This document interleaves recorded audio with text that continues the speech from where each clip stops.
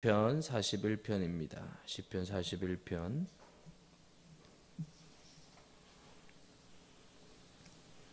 1절에서 13절입니다. 시편 41편 1절에서 13절입니다. 기도하겠습니다. 다윗의 시 인도자를 따라 부르는 노래. 가난한 자를 보살피는 자에게 복이 있으며 재앙의 날에 여호와께서 그를 건지시리로다.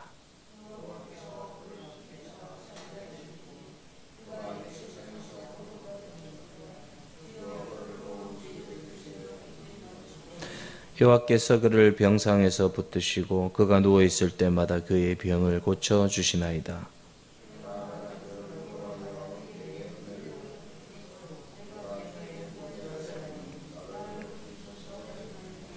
나의 원수가 내게 대하여 악담하기를 그가 어느 때에나 죽고 그의 이름이 언제나 없어질까 하며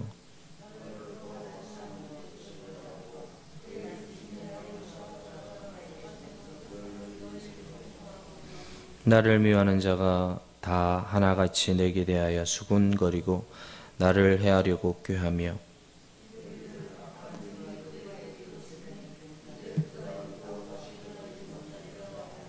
내가 신뢰하여 내 떡을 나눠 먹던 나의 가까운 친구도 나를 대적하여 그의 발꿈치를 들었나이다.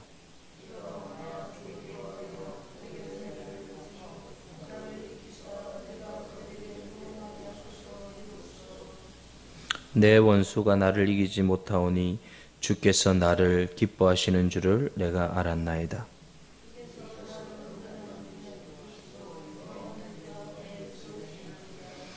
같이요. 이스라엘의 하나님 여호와를 영원부터 영원까지 송축할지로다. 아멘. 아멘.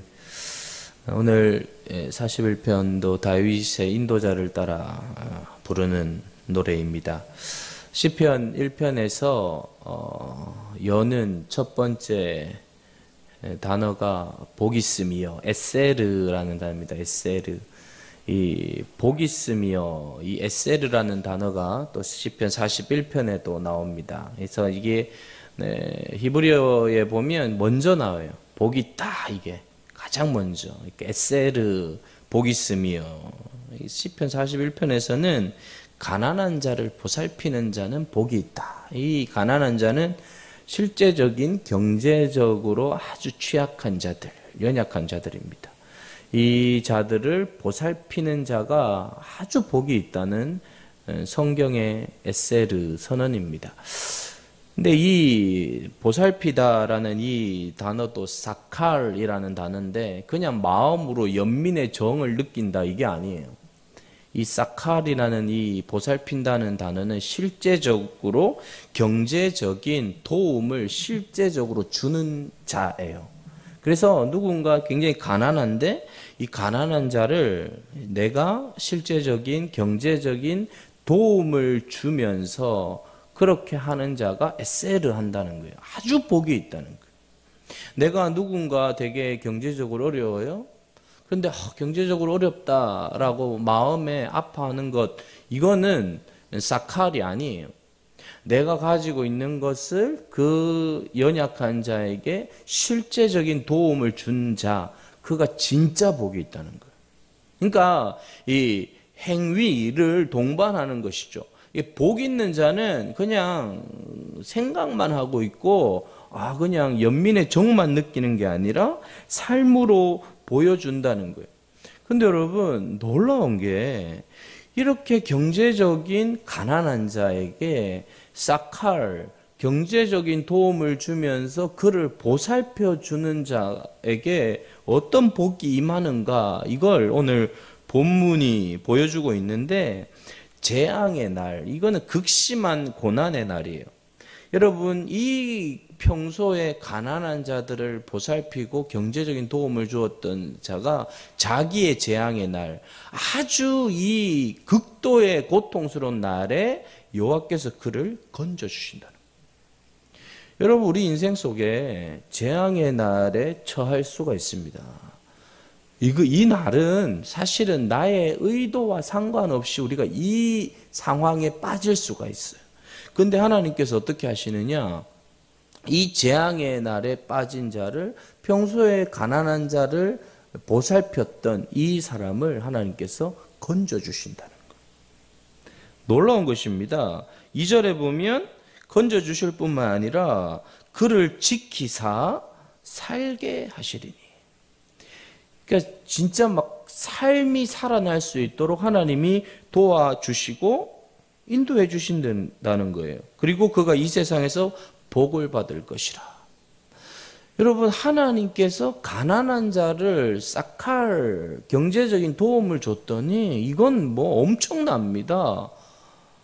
그냥 살게 하실 뿐만 아니라 복을 주실 뿐만 아니라 엄청난 축복을 주시는 거예요. 그러니까 우리는 여러분, 경제적으로 연약한 자를 외면하고 그냥 대충 불쌍한갑다 이런 정도로 살아서는 안 된다는 거예요. 그 영혼을 바라보는 태도가 달라져야 된다는 것이죠. 실제적인 것. 3절에 보면 그를 병상에서 붙드시고 그의 병도 고쳐주신. 여러분, 언제 병 걸립니까? 나이가 들면 병 걸리게 돼 있어요. 근데 이 병을 하나님이 고쳐주신다는 거예요. 의학적으로 병원에서도 고칠 수 없는 병을 하나님이 고쳐주신다는 거예요. 누구를요? 가난한 자를 평소에 돌본 사람을요. 놀라운 것입니다. 여러분, 하나님께서 이렇게 고쳐주신다는 거예요. 그러면서 여러분, 이런 삶을 살았는데 다윗의 원수가 있었어요. 5절에 보시면 이 원수가 내게 대하여 이제 악담하기 시작합니다. 여러분, 이 악담이라는 것은 정말 이 거친 말입니다. 속에서 부글부글 끓는 말을 한다는 것입니다. 여러분, 다윗에게 참 이런 악담을 하는 자들이 있었어요. 근데 여러분, 이 악담을 하는 자들을 보면서 여러분, 우리는 뭘 깨달아야 되는가 하면 악담하는 자가 있는가 보다 하면 안 되고, 우리는 절대로 악담하는 자의 자리까지 가서는 안 돼요.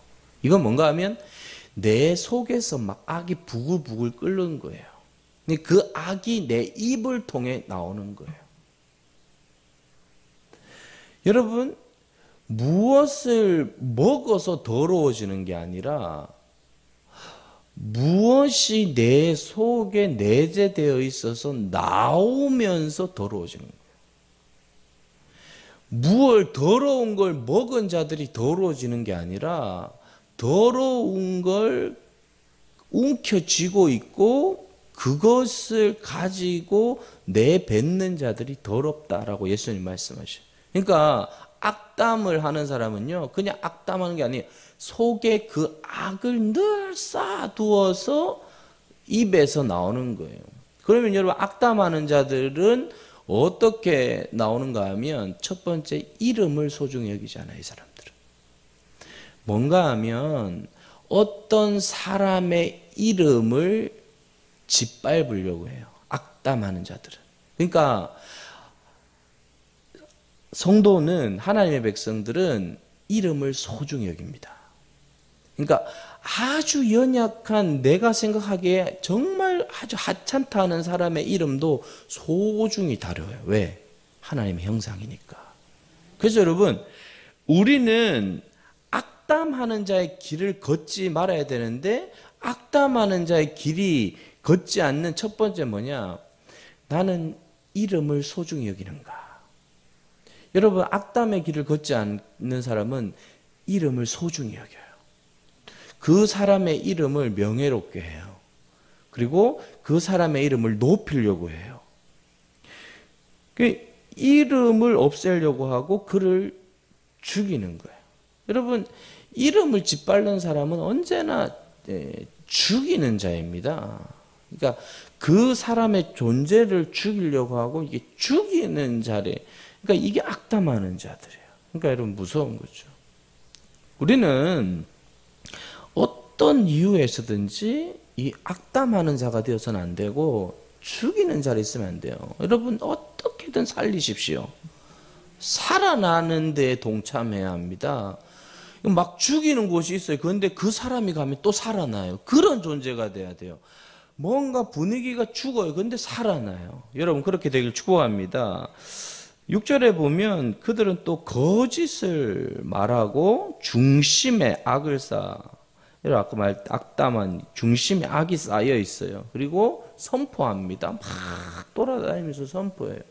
그러니까 여러분 우리가 왜 성경을 주목해야 되는가 하면 성경이 하는 이야기들을 우리가 가슴에 품으면 우리가 그 자리에 안 가요.